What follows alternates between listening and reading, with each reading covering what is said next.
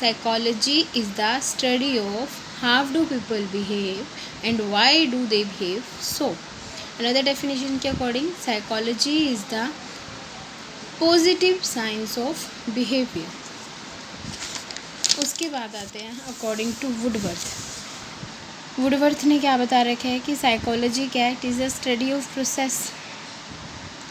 इसमें हम स्टडी करते हैं प्रोसेस और कुछ एक्टिविटीज़ की जो मैन रिलेट करता है किससे? इन्वायरमेंट से।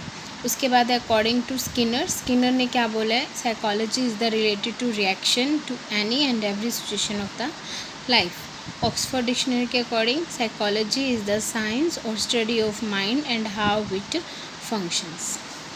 उसके बाद आते हैं बच्चे next topic is the nature of psychology. Nature of psychology में क्या बता रखा है कि किस तरह से हम नेचर हैं स्टडी करते हैं साइकोलॉजी का। इसके 8 पॉइंट्स है। First point is the method, second is the cause and effect relationship, third is the study of facts, fourth is the universality and fifth is the validity and reliability and sixth is the verification and seventh is the statistical analysis and eighth is the predictability. First मैं आपको 2 ही बताती हूँ आज। First आता है हमारा method. Method में क्या है कि कौन कौन से ऐसे मेथड्स हैं जो साइकोलॉजी में यूज़ किए जाते हैं और ये मेथड इन्वॉल्व होते हैं हर एक elements essential to be scientific. मतलब दीज मेथड्स, इन मेथड्स को इन्वॉल्व किया जाता है जो बहुत ज़रूरी हैं एज ए साइंटिफिक, जैसे ऑब्ज़र्व, किसी भी चीज़ को ऑब्ज़र्व करने के लिए, कुछ भी रिकॉर्ड करने के लिए, क्लासीफाई करने के लिए, एनालाइज करने के लिए और वेरिफिकेशंस के लिए। तो इसमें क्या बता रखे कि कुछ मेथड्स हैं जो साइकोलॉजी में यूज़ करे जाते हैं जिसके थ्रू हम स्टडी करते हैं और फ्यूचर में टेस्ट और कुछ टूल्स हैं वो भी यूज़ होते हैं, लेकिन वो भी किस में होते हैं? साइंटिफिक नेचर में होते हैं।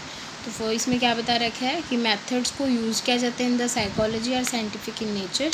दीज मेथड्स, इसमें कुछ इन एलिमेंट्स हैं इंपॉर्टेंट जो इन्वॉल्व होते हैं जो साइंटिफिक होंगे, like a observation, recording, classification, analysis and verification. Second आता है हमारा cause and effect relationship. Cause and effect relationship में क्या बता रखा है? ये स्टडी करते हैं डिफरेंट बिहेवियर रिएक्शंस की and with cause and effect relationship और इट टेंड्स टू द, ये फाइंड आउट करता है। जैसे फॉर एग्जांपल किसी भी पेशेंट ने, किसी भी पर्सन ने बहुत एंगर किया, गुस्सा किया, बहुत चिल्लाया, तो हम सोचेंगे कि इसने ऐसा क्यों किया। Then cause, what is the reason behind this. तो इसमें बता रखे है इट टेंड्स टू द, ये हमें हेल्प करता है फाइंड आउट द फैक्टर्स, उन फैक्टर्स को फाइंड आउट करने के लिए जो रिस्पॉन्सिबल हैं उस बिहेवियर की अकरेंस को, और कौन कौन से डिफरेंट बिहेवियर हैं जो उसको इफ़ेक्ट कर रहे हैं। क्लियर बच्चे? आज ये 2 टॉपिक्स पढ़ लेना अच्छे से। एक तो introduction, meaning, definitions and the nature.